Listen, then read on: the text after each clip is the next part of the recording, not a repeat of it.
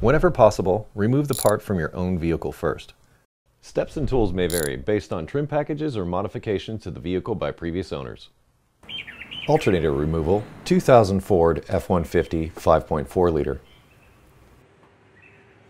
Recommended tools will be an 8mm, a 10mm, an assortment of extensions, a 1/2 inch breaker bar, a flathead screwdriver. We also used a little bit of penetrating oil.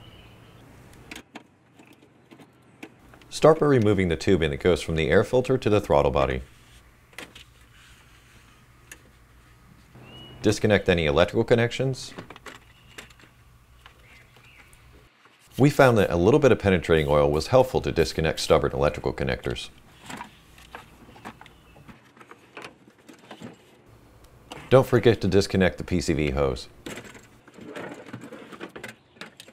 We also removed the upper radiator hose on this truck. There's one hose clamp at the engine, then another clamp at the radiator itself. Once those are off, the radiator hose can get moved out of the way. We then used a 1/2 inch breaker bar to undo the tension on the belt tensioner and remove the belt from the alternator.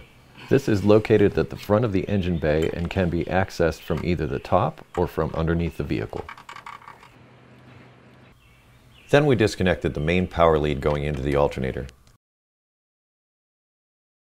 There are two 10mm fasteners holding the alternator onto the front of the engine. Remove those next.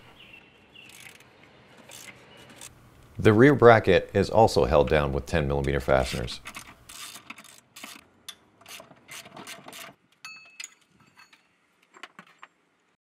There are two remaining electrical connectors at the top, and these are the last things we need to remove.